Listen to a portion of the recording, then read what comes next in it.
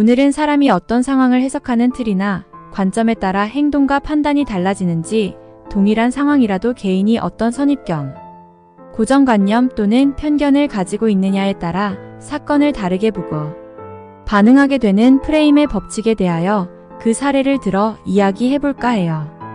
이 법칙은 우리가 생각하는 방식이 행동에 얼마나 큰 영향을 미치는지를 보여줍니다. 첫 번째 이야기는 미국 알래스카에서 실제로 있었던 일입니다. 젊은 아내는 아이를 낳다가 출혈이 심해 세상을 떠났습니다. 다행히 아이는 목숨을 건졌지만 홀로 남은 아버지는 아이를 애지중지 키웠습니다. 아이를 돌봐줄 유모를 구하려 노력했지만 쉽지 않아서 남자는 유모 대신 훈련이 잘 된 듬직한 개를 구해 아이를 돌보게 했습니다. 개는 생각보다 똑똑했기에 남자는 안심하고 아이를 둔 채로 외출도 할 수 있었지요. 어느 날 남자는 여느 때처럼 개에게 아이를 맡기고 잠시 집을 비우게 되었는데 뜻밖의 사정이 생겨 그날 늦게야 집으로 돌아왔습니다.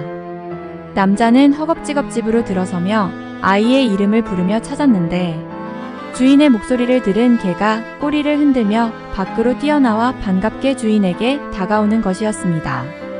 그런데 이게 어찌된 일인가? 개는 온몸이 피범벅이었습니다.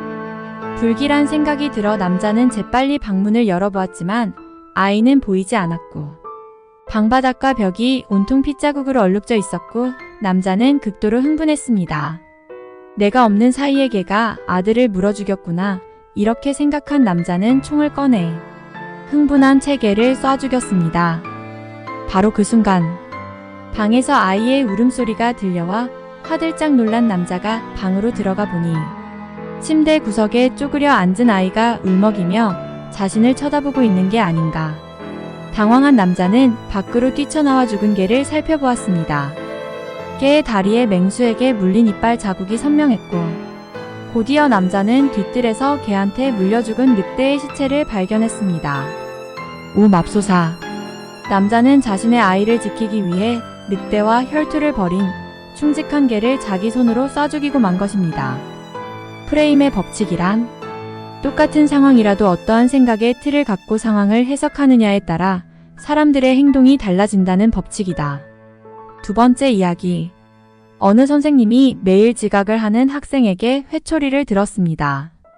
어쩌다 한 번이 아니라 날마다 지각을 하는 것을 보고 그 학생이 괘씸해서 회초리를 든 손에 힘이 들어갔습니다.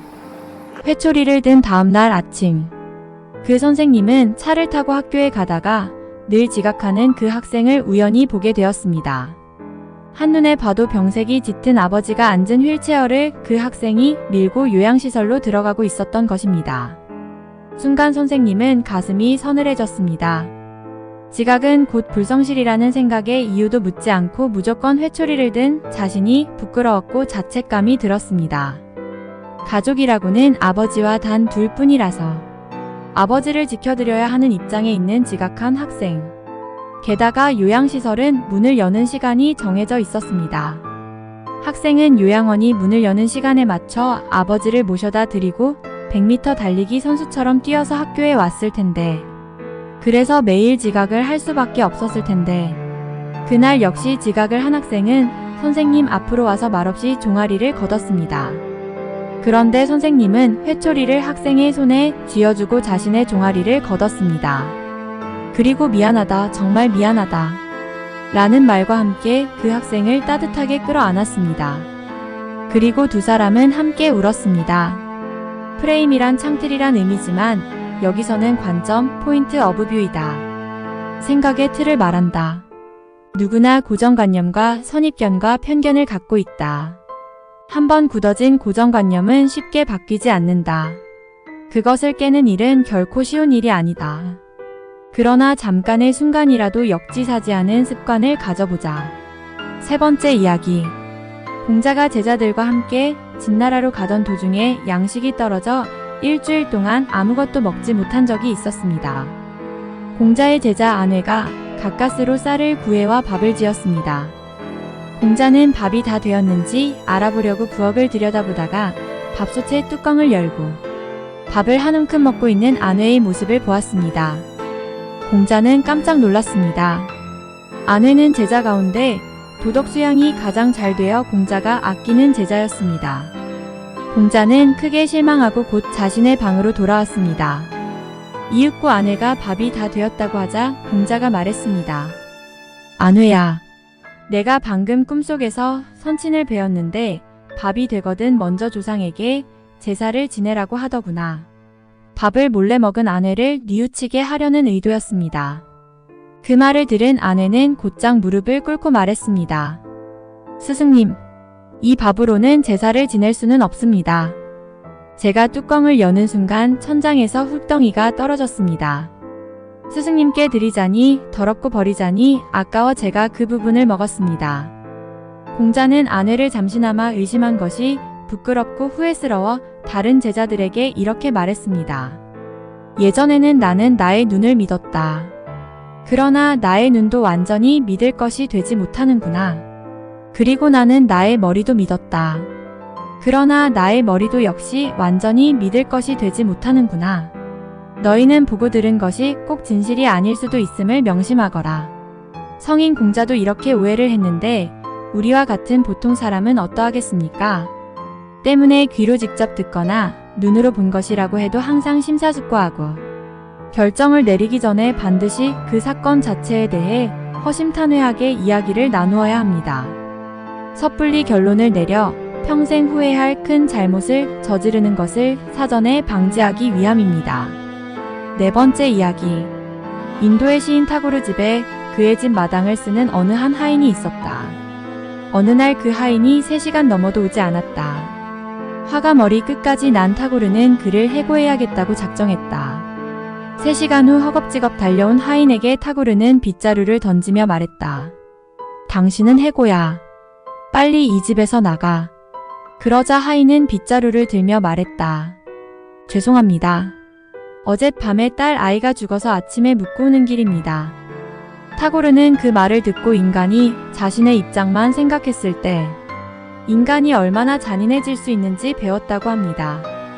이처럼 우리가 세상을 살면서 사람에 대해 화가 나고 미움이 생길 때는 잠시 상대의 입장에서 조금이라도 생각해보는 역지사지의 지혜가 필요할 것 같습니다. 마지막 이야기. 어느 도시의 시장통을 거쳐가는 8번 버스엔 늘 승객들이 만원입니다. 보따리마다 주고받은 정을 받아온다고들 입가에는 흐뭇한 미소를 매달고 있습니다. 한참을 달리던 버스 안에서 갑자기 아기 울음소리가 울려 퍼집니다.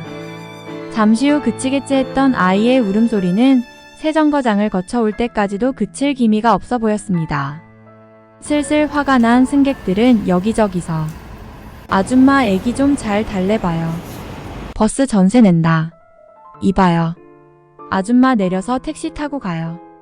여러 사람 힘들게 하지 말고. 아 짜증나. 정말.